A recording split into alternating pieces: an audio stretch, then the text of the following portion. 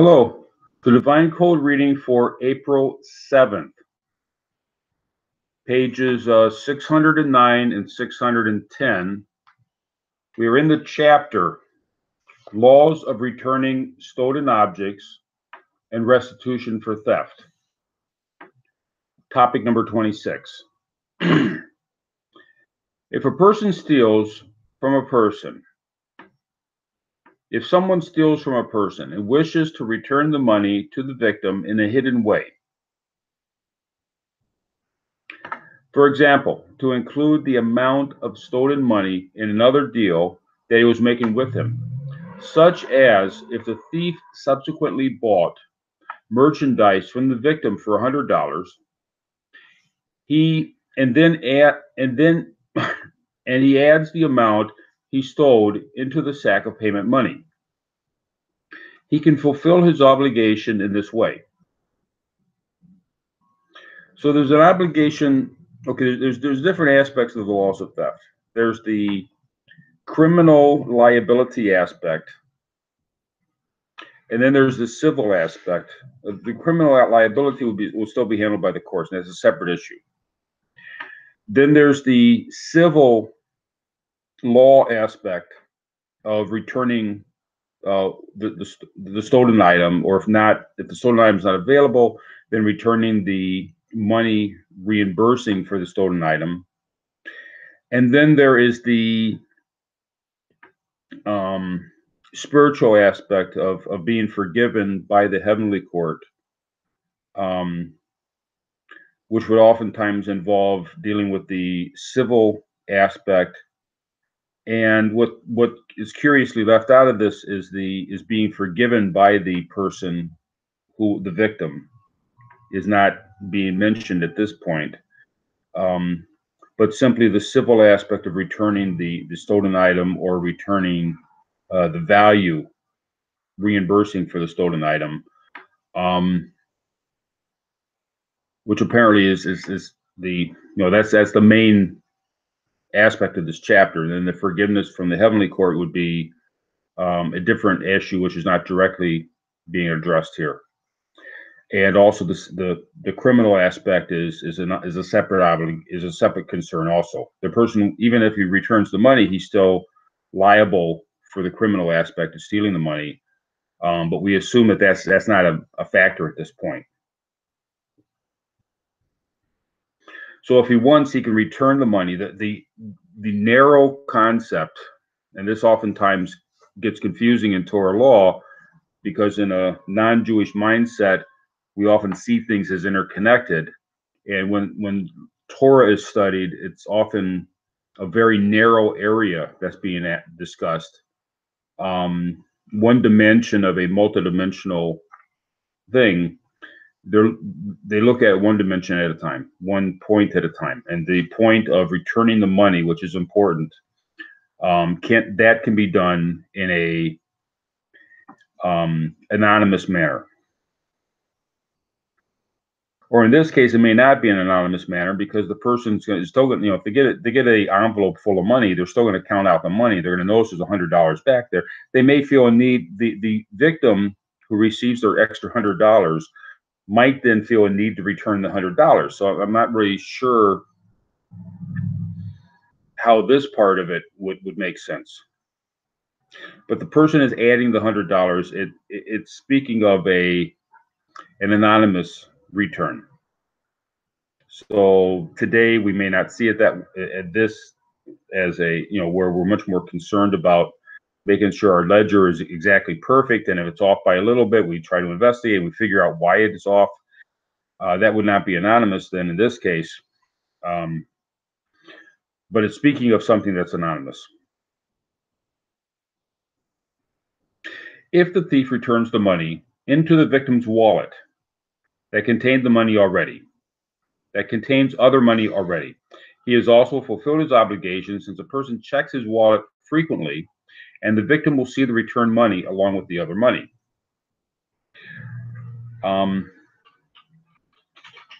So this is more of a reasonable way of returning the money. It's returning it into a place where there's not a clear, if a person adds the money to a bag of money that he's paying for something. The victim, the other person's going to count the money out, and they're going to realize there's a difference.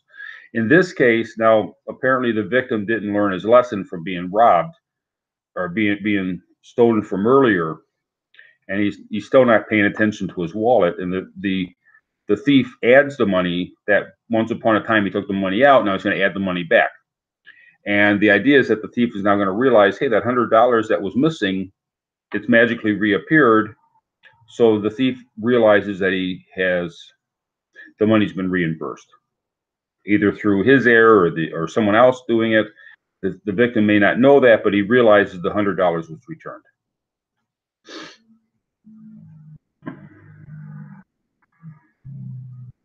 If the victim can count the money, even if he does not recognize the difference, the law is that this exempts the thief. Now, it's exempting the thief from the requirement to return the money. It's not exempting the thief from a criminal, which is, again, a separate issue. If the thief returned the money into an empty wallet, one that is not being checked, he is not yet exempted because he is still responsible for stealing the money until he notifies the victim that he has returned it. The same rule applies if the thief returned the money through a third party.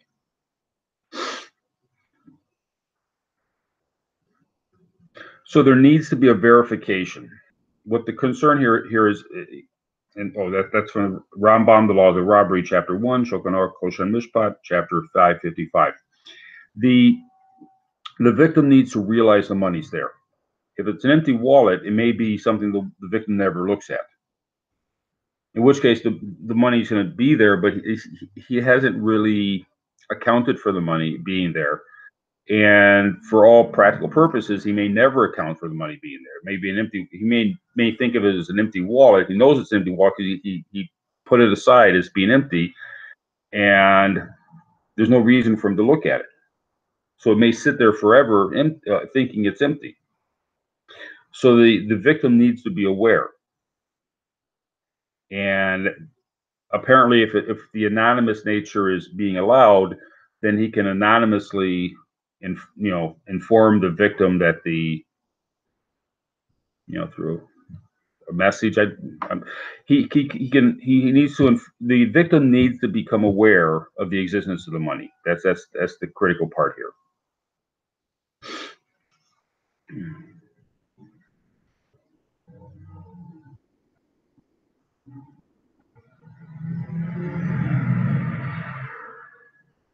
And if the thief doesn't go into any elaboration or concerning what that means by a third party, assumably if he sends it through a messenger and the messenger is not aware, maybe it was sent in the mail or something.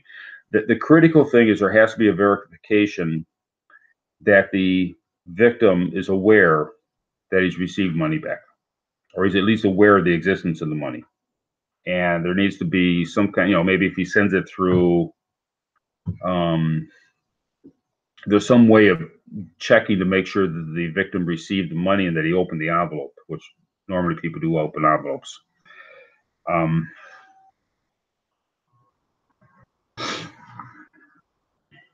This only applies if the victim knew about the theft.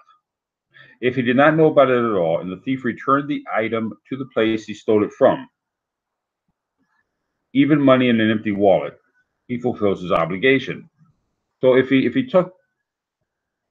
victim is not aware that the theft occurred, he counts his money, or maybe he's not very good at counting his money, and the money's returned back into his possession.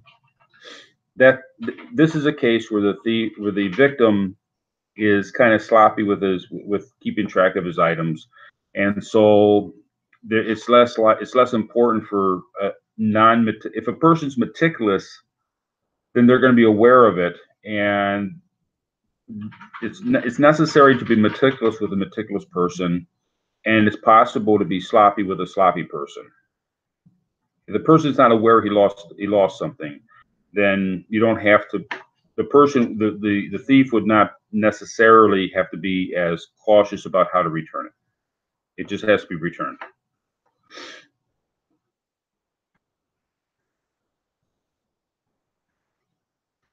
The above applies to the theft of a non-living item. But if one stole an animal and returned it to the owner's pen, he must inform the owner, even if the owner then counts it without knowing the difference. So the rules here, the first rules refer to just inanimate objects, and I would assume certain plants and all that. I mean, an animal that handles its own habit. It has a daily habit, is what it's referring to here as something that would be a different rule.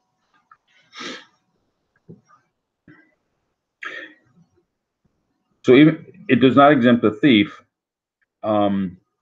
This is because the animal that was stolen became used to a new path of travel and a new location, and it might go off again on that path towards that place. So he took a sheep and he brought the sheep to another location. The sheep now is aware of a path to another location. And the nature of sheep is they will follow things that they're aware of. If prior to the theft, the sheep had never gone down that path, the sheep may never go down that path on its own. But now that it was taken on that path by the thief, now it feels comfortable and might go down that path. And the farmer needs to be aware, or the owner of the sheep needs to be aware that that sheep is liable to wander off. Since the owner now needs to pay more attention to this animal and watch that it will not leave, the thief must inform the owner. And it's not clear if he can probably, if the thief returns $100, the $100 does not have it's not going to on its own wander off in a direction that it used to wander off, but a sheep might. Therefore, the owner needs to be informed. Now, the information could be, we would assume from what's being said here, it could be given anonymously. A note similar to the note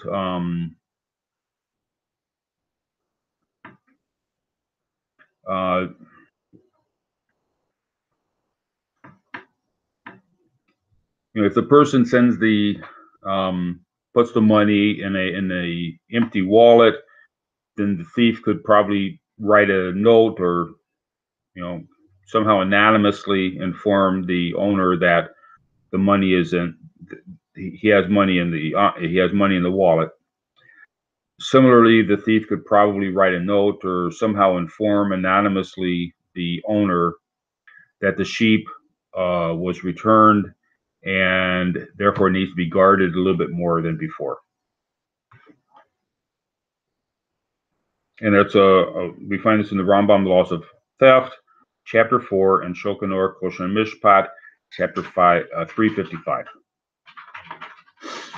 Topic number 27. One who stole from many people and does not know or remember who they are, so he is not able to return the stolen from them. And maybe he just stole from one person, but the one person was in a crowd. He was a pickpocket. He picked a pocket, and then he feels bad about it, but he can't remember. I mean, he can't remember who the victim was. So how does he return the money? He should give the value of the stolen items to pay for things that are needed by the community, such as digging wells that will supply water for the community, in order that those from whom he stole will be included in deriving benefit from them. However, if this thief recognized someone as one of his victims, he is obligated to return what he stole from this person, and he cannot suffice with the knowing that the victim having benefited from the community assistance that he paid for. And this is in Shulchan Aruch Kosher Mishpat, Chapter 366, and Shulchan Aruch Harav, Laws of Robbery, Topic 8.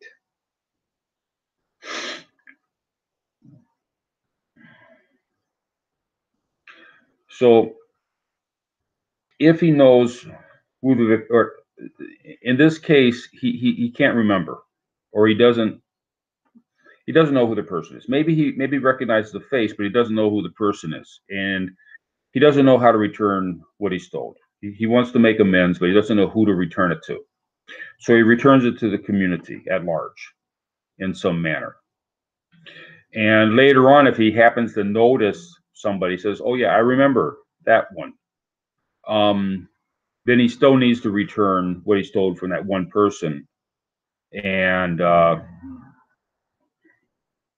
because giving to the community would not necessarily, um, that's sort of a stopgap to give it to the community. It's Hector. He still needs to make if he can identify later on who the victims were or who a victim was, then he would still need to reimburse that victim directly to that victim, as well as what he did in the past, which is a temporary measure.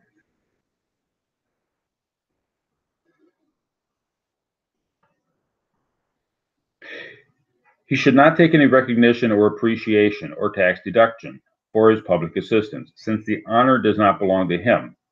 He is only returning a theft from the public. And this is Igrit Moshe Koshen Mishpat, Volume 2, Chapter 88. So if, oftentimes a person donates money, they might have a plaque put up, they might have they get recognition, people talk about what a nice person he is, and these things do not belong to the thief. The thief needs to be doing this in a humble manner and a contrite manner, and he needs to avoid doing it in a way that draws attention to himself as being a nice guy, because he's doing this because of theft. And apparently he probably doesn't want to mention that's because of theft, but it should be done in a contrite manner, so he's not receiving benefit for the theft.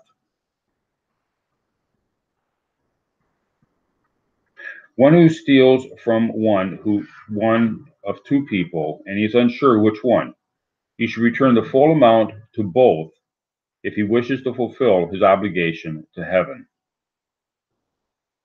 And there's Shulchan Aruch Kosher Mishpat, chapter 365, and Shulchan Aruch Harav, Laws of Robbery, topic 34.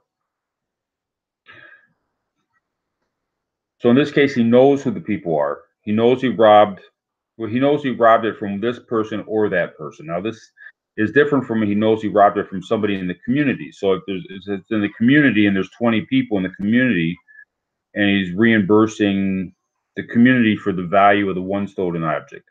Here it's two people, and in the case of two people, he should reimburse both of them the full amount. That way he knows he's reimbursing the person the correct way. He wouldn't, if it's more than two people, apparently, then it's treated as a community thing.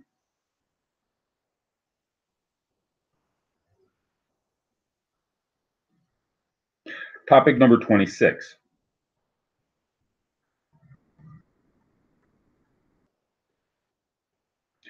If the victim of a theft dies before the stolen item is returned, the thief must return the stolen item before the inheritors to the inheritors of the deceased victim, if it is in the same form as which it was stolen. If not, the value must be reimbursed to them. And that's Rambam, The Laws of Robbery, chapter 8, and Shulchan Aruch Kosher Mishpat, chapter 367. So the inheritors of the estate. He's returning the thief would be returning the stolen item or the value of the stolen item to the estate of the victim, and that would be going to the inheritors. And also another thing with regard to all the anonymous gifting, giving back to the items, I can see a difficulty might arise if let's say the police all of a sudden realize, they somehow it's found out who the thief was. If the thief anonymously returned the items, or anonymously returned the value of the items, if he doesn't have a paper trail, he might be required by the court to again reimburse the victim. If he took $100 from the victim, which was the first case being described in today's reading, if he took $100 from the victim, he returns it anonymously to the victim's wallet, or somehow returns it in an anonymous manner, he could possibly still be required by the court to reimburse the $100 because he doesn't have a paper trail. He doesn't have any recognition. He doesn't have any proof that if he did it anonymously, he doesn't have any proof that he did it. And he might stand in front of the court and he might say that he returned the $100 to the victim's wallet, but there's no way to prove it, so he might have to reimburse it again. And I'm not exactly sure how that would be handled, but that's a possible difficulty with the process being described in today's reading. Thank you.